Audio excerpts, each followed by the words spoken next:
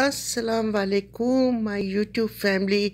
मैं बहुत दिनों के बाद आप लोगों से रब्ता कायम कर रही हूँ।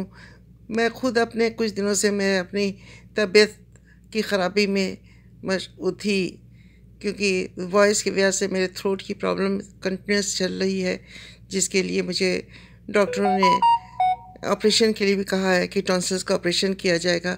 लेकिन मैं आज आपके सामने एक ऐसी शख्सियत को लेकर आई हूँ जिनका नाम है आमिर लियाकत साहब। ये एक ऐसी शख्सियत थी अपने ज़माने की कि जब हम लोग इनको टीवी पे इनके रमज़ान के शो देखने के लिए बेचैन होते थे और इनकी उर्दूओं को हम लोग सुना करते थे और इनके जो नॉलेज थी उससे हम लोगों ने बहुत कुछ सीखा था।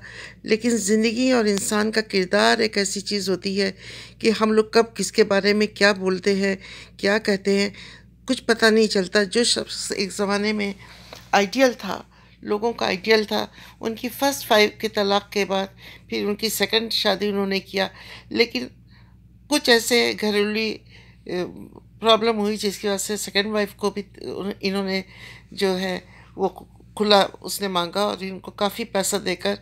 फिर देखिए, इसे कहते हैं कि जब इंसान को मलकाइन मौत बुलाती है, जब इंसान को मौत के करीब होता है तो एक बहाना चाहिए। एक ऐसी टिकटॉकर से इन्होंने शादी की जिन्होंने की ज़िंदगी जो थी, एक इज़्ज़तदार इंसान की ज़िंदगी को जो इतना बड़ा एमएलए था, इमरान खान साहब का साथी, जिसने काफ़ी सिर्फ पाकिस्तान ही नहीं बाहरी मुल्कों में भी इनके शोज़ देखे जाते थे और लोग इनके फ़ैन हुआ करते थे। वो शख्स एक औरत की शादी के बाद जिस तरह से रुस्वा किया गया, लोग ये भूल जाते हैं कि ये शख्स की असलियत क्या है। लोगों ने एक ऐसी औरत का साथ दिया जिस औरत का कोई करैक्टर ही नहीं था। उसने दौलत के लिए शादी की, उसने सिर्फ दौलत के लिए और नाम और ओहदे के लिए शादी की कि उसकी शादी एक एमएलए से हो रही है। लेकिन जब वो उनके घर आई तो उसके तस्वुरात में था कि बहुत बड़ी बंगला और कोठी होगी, लेकिन आमिर साहब का घर जो था वो इतना इन्होंने पैसे नहीं बनाए थे। एक छोटा सा घर था जो ये लड़की के लिए शॉकिंग हुआ। फिर इसकी वालदा वगैरह गई, उन्होंने भी जब देखा कि अरे, मैंने तो तस्वर किया था कि बहुत करोड़ों रुपया होगा और बहुत ज़्यादा बड़े बड़े बंगले होंगे, बड़ी बड़ी कारें होंगी, तो ये सब चीज़ उस थर्ड वाइफ को नहीं मिली। मैं उसका नाम नहीं लेना चाहती, क्योंकि किसी भी लड़की को बेइज्जत करना जो है वो गुनाह है। तो बहरहाल उस औरत ने इनके पर दुनिया के इल्ज़ामात लगाए। उसने तो लगाया, लेकिन हमारी मीडिया जितनी थी वो उनके पीछे पड़ गई, हज़ारों लोग इनके पीछे पड़ गए और आखिर में ये शख्स जो था, जो बर्दाश्त न कर पाया और आज जो है वो दुनिया में नहीं है। इसी तरह से मैं कहूँगी, अली वीर एक ऐसा घाक और ढीठ इंसान है जिसके पर किसी भी चीज़ का असर नहीं, ना कोई शर्म है, ना कोई हया इस शख्स में है, ना कोई इसकी ज़बान की वैल्यू है कि इसकी अपनी इंसान अपनी ज़बान की वैल्यू करता है। इस शख्स की ज़बान की वैल्यू भी नहीं है कि मैं क्या बोल रहा हूँ। एक ज़माने में ये अपनी वालदा को खुलेआम गालियाँ देता था, उसके पुराने आप लोग यूट्यूब से देखिए। फिर उसके बाद इसने जो था अपने भाई को खुलेआम गाली दी, मुनव्वर को, और उनकी वाइफ की लड़ाई का ज़िक्र किया कि मेरी भाभी को लड़ाई करते हैं। और आज वही काम ये ख़ुद रोज़ाना हमको टीवी पे दिखा रहा है, अपने यूट्यूब पे दिखा रहा है कि कैसे वो बीवी को मार रहा है, बीवी इसको कितना बदज़बानी कर रही है, जो शरफ़ाओं के रिवाज नहीं है, जो किसी भी शरीफ घरों के रिवाज नहीं है, लेकिन वो कर रहा है। वो कुछ भी कर सकता है। अब इसने तीसरा काम ये किया कि अब हम लोग नहीं जानते, इरम से पहले इसने बहुत दोस्ती की। अब इरम से इसने जानबूझ के लड़ाई की है या इसने जो है उसके लिए व्यूअरशिप के लिए लड़ाई की है। वी डोंट नो एनीथिंग, इनका क्या है आपस में क्या नहीं है। अब इरम ने इसको थ्रेटन करना शुरू किया है। बहरहाल अभी अली जो है वो तो अपनी वाइफ की लड़ाई में दुनिया को तमाशा दिखा रहा है।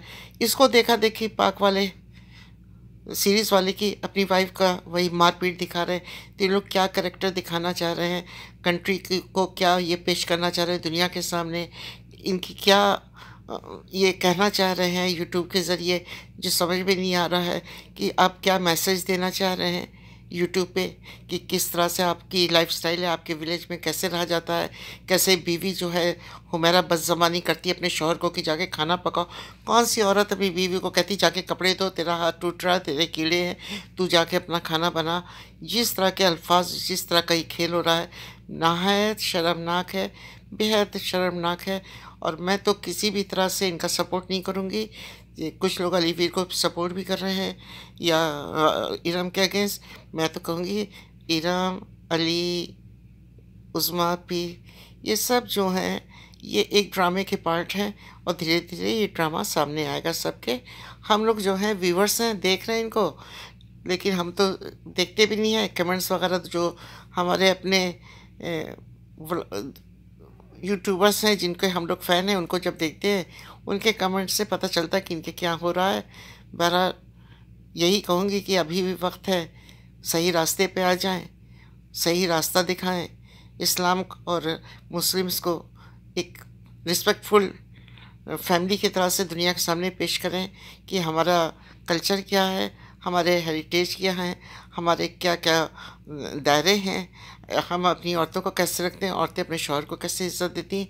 लेकिन यहाँ पे औरतों के सर खुले हुए हैं, औरतें गिर चुकी हैं, वो अपने बेडरूम सीन दिखाती हैं, वो अपने किचन सीन दिखाती हैं, वो अपने कोई ऐसा सीन नहीं जो औरतों ने छोड़ा हो। बेहद और ये अली एंड फैमिली और जो उनसे जितने भी सपोर्टर उनके हैं, जो उनके साथ मिल के काम कर रहे हैं, वो सारे लोग बाहर आ चुके हैं। बहरहाल अल्लाह इनको सही रास्ता दिखाए। हम लोगों ने बहुत कोशिश की थी कि लिया चक पे कुछ इमदाद की जाए और किया भी। रमज़ान में मस्जिदों के लिए दिया गया, काफ़ी किसी के ज़रिए पैसे भी भिजवाए गए, मैं उनका भी नाम नहीं लेना चाहूँगी। बहरहाल कुछ भी नहीं हासिल हुआ, सब एक ही डाल के कौवे हैं कि जो खुद ही अपनी डाल काट रहे हैं। ये ऐसी डाल पे उस शाख पे बैठे हैं जिस शाख को वो अपने हाथों से काट रहे हैं। अल्लाह उनको हिदायत दे। इसके साथ ही हमें इजाज़त दें। अगर कुछ गलती हुई है तो उसकी मैं माज़रत लूँगी। अगर कल ज़िंदगी रही तो फिर आपके सामने पेश होंगी, कोशिश करूँगी पेश होने की। और इसी के साथ ही मुझे इजाज़त दें। मेरा अगर व्लॉग आपको सही लगता है, जो लोग भी देख रहे हैं, इसको सब्सक्राइब करने की कोशिश करें, समझने की कोशिश करें। इसके साथ ही मुझे इजाज़त दें। अल्लाह हाफ़िज़।